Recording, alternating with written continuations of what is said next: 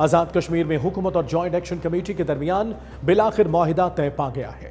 مظاہرین گھروں کو لوٹ گئے، سڑکیں کھل گئیں اور بظاہر حالات معمول پر آ گئے ہیں، لیکن یہ کہانی صرف معاہدے تک محدود نہیں۔ یاد کیجئے پچھلے سال بھی یہی ہوا تھا۔ مظاہرین نکلے، حکومت نے مذاکرات کیے، وعدے کیے اور لوگ واپس چلے گئے۔ اس سال بھی وہی منظرنامہ، ڈیمانڈز، انکار، گولی چلی، لاٹھیاں برسیں، کئی جانیں گئیں اور پھر مذاکرات کی میز پر امن قائم ہوا۔ اور امن قائم کس صورتحال میں ہوا؟ جب حالات تقریباً حکومت اور مظاہرین کے ہاتھ سے نکل چلے تھے۔ سنیے۔ یہ ڈائن بن چکی ہے، ڈائن اپنے بچوں کو کھاتی ہے۔ یہ ریاست جو ہے اس وقت اپنے بچوں کو، عوام کو مارنے پہ تلی ہوئی ہے، لہذا یہ مارے گی بھی اور اس کی آواز کہیں باہر نہ جائے، اس لیے انہیں میڈیا بھی بند کر دیا۔ رپورٹس کے مطابق اس بار مظاہروں میں کم از کم 9 افراد جاں بحق اور 200 سے زائد زخمی ہوئے، جن میں پولیس اہلکار بھی شامل تھے۔ حکومت کا دعویٰ ہے کہ یہ معاہدہ ایک بڑی کامیابی ہے۔ واقعی اتنے تناؤ کے بعد امن واپس آنا آسان کام نہیں، لیکن سوال یہ بھی ہے کہ کامیابی کس قیمت پر؟ اب آتے ہیں ان مطالبات کی طرف جن کے لیے لوگ سڑکوں پر نکلے۔ جوائنٹ ایکشن کمیٹی کا کہنا تھا کہ یہ احتجاج مہنگائی، بجلی کے بل اور بیوروکریسی کے برات کے خلاف ہے۔ ان کا چارٹر آف ڈیمانڈز 38 نکات پر مشتمل تھا۔ اہم نکات میں شامل تھے: بجلی کی قیمت پیداواری لاگت کے مطابق کی جائے، آٹے اور گندم پر سبسڈی دی جائے، غیر ضروری سرکاری مراد ختم کی جائیں، صحت، تعلیم اور روزگار کے شعبوں میں بہتری لائی جائے، اور ایک اہم سیاسی مطالبہ اسمبلی میں پناہ گزینوں کے لیے مخصوص نشستوں کا خاتمہ۔ حکومت نے کیا مانا؟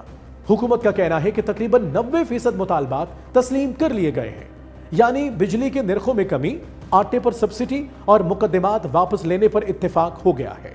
اسی طرح افسران کی پرتعیش، برات کم کرنے اور ترقیاتی فنڈز کی شفاف تقسیم پر بھی بات ہو گئی ہے۔ لیکن کچھ بڑے مطالبات ابھی رکے ہوئے ہیں، مثلاً پناہ گزین نشستوں کا معاملہ یا سرکاری ڈھانچے میں اصلاحات وغیرہ۔ اب سوال یہ ہے کہ یہ باقی مطالبات کیوں نہیں مانے گئے؟ اس بارے حکومت کا موقف یہ ہے کہ یہ صرف زبانی فیصلے سے ممکن نہیں، ان کے لیے قانون میں ترمیم کرنی ہوگی، اسمبلی سے منظوری لینا ہوگی اور کچھ چیزیں تو آئینی دائرے میں بھی آتی ہیں۔ اسی لیے حکومت کہہ رہی ہے کہ یہ مطالبات زیر عمل درآمد ہیں، یعنی مان لیے گئے ہیں مگر فائل ابھی آگے چلنی باقی ہے۔ ہمارے مذاکرات دوبارہ ریسٹور ہوئے، الحمدللہ بڑی اچھی طریقے سے ہماری چیزیں سیٹل ہو گئی ہیں، جس کے لیے میں وزیر اعظم پاکستان کا اور خاص طور پہ چیف آف آرمی اسٹاف جو فیلڈ مارشل، میں ان کا شکریہ ادا کروں گا۔ جو چیزیں ہماری طے ہوئی ہیں اس لیول کے اوپر دونوں اطراف سے ذمہ داری کا مظاہرہ کرتے ہوئے ان چیزوں کو سیٹل کیا جائے گا۔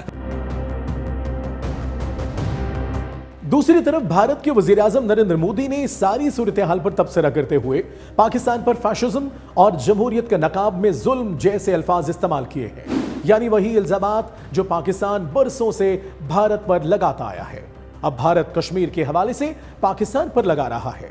یہ بات اسلام آباد کے لیے سفارتی سطح پر ایک نئی مشکل کھڑی کر رہی ہے۔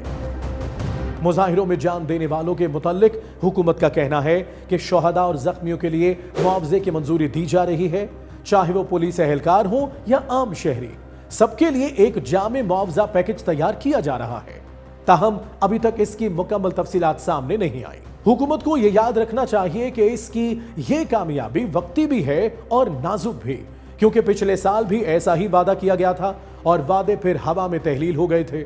اب حکومت کے پاس ایک ہی راستہ ہے کہ وہ اس بار اپنے وعدے پورے کرے، کیونکہ اگر مظاہرین اگلی بار دوبارہ نکلے تو وہ صرف باتوں سے نہیں مانیں گے، پھر حالات قابو میں رکھنا مشکل ہوگا اور یہ ساری کامیابی لمحوں میں چیلنج بن سکتی ہے۔ یہ معاہدہ اگر عمل میں آ گیا تو آزاد کشمیر واقعی ایک نئے دور میں داخل ہوگا، لیکن اگر نہیں تو اگلا احتجاج مزید خون لیوا یا شاید حکومت کے لیے جان لیوا ثابت ہو سکتا ہے۔